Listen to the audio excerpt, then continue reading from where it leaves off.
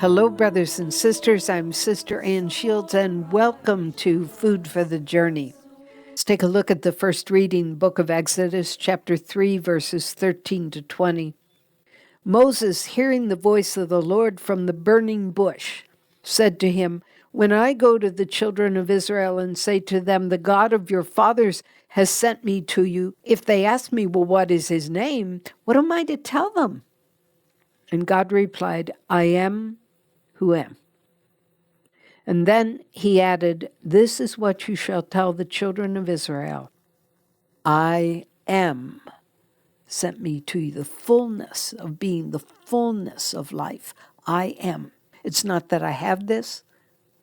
It's not that I have that quality and I have this gift, etc. I am. I am means I am the fullness of life, of truth. I'm the fullness of human existence. I'm way beyond that, but that certainly. And God spoke further to Moses, "Thus shall you say to the children of Israel, 'The Lord, the God of your fathers, the God of Abraham, the God of Isaac, the God of Jacob, has sent me to you. This is my name forever, this my title for all generations. Go and assemble the elders of Israel and tell them, 'The Lord, the God of your fathers, the God of Abraham, Isaac, and Jacob, has appeared to me and said, I am concerned about you and about the way you are being treated in Egypt.'" Look at the tenderness of God. "Go and tell my people that I am concerned about you and about the way you are being treated in Egypt. So I've decided to lead you up out of the misery of Egypt into the land of the Canaanites, the Hittites, the Amorites, the Perizzites, the Hivites, and the Jebusites, a land flowing with milk and honey. Thus they will heed your message. Then you and the elders of Israel shall go to the king of Egypt and say to him, 'The Lord, the God of the Hebrews, has sent us word.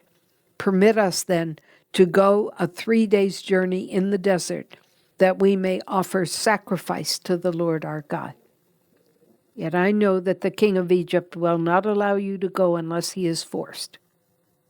I will stretch out my hand, therefore, and smite Egypt by doing all kinds of wondrous deeds there.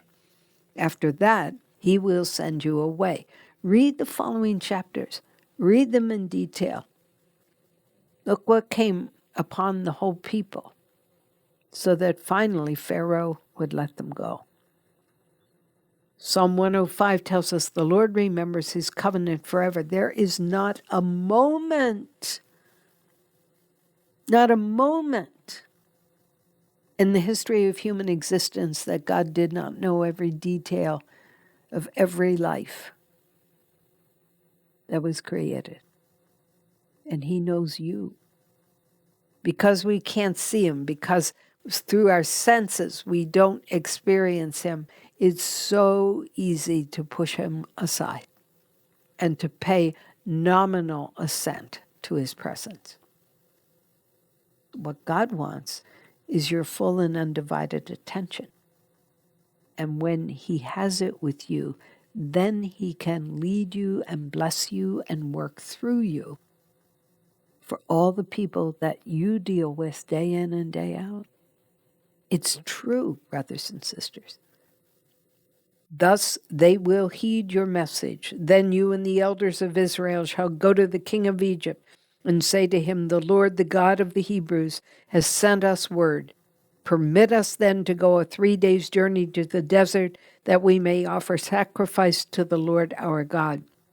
For I know, that the king of Egypt will not allow you to go unless he is forced.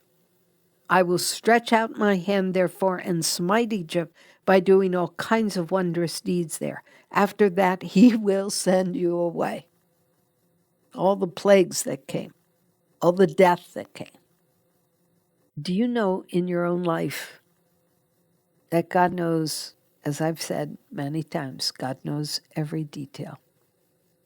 Start relating to him with that realization.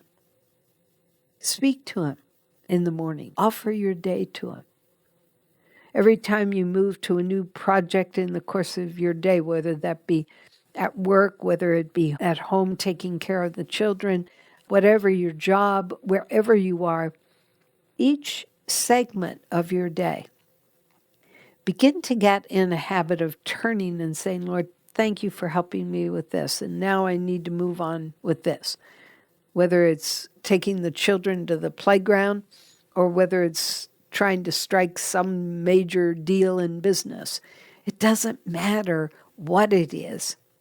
It matters how and why you do it.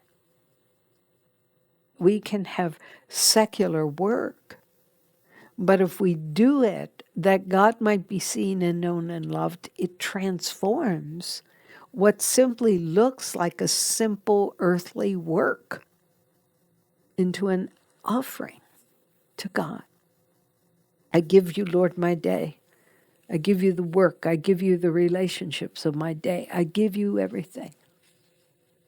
That's what God wants. That's how he wants to work in us, how he wants to work through us.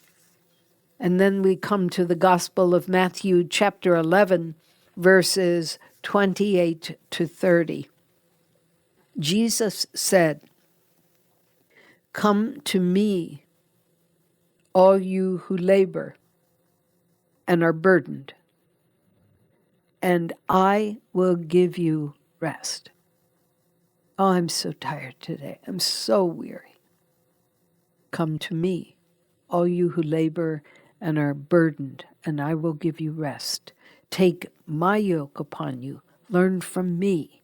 In other words, we put a yoke on, say, oxen. We put a yoke on them so that we can direct their path.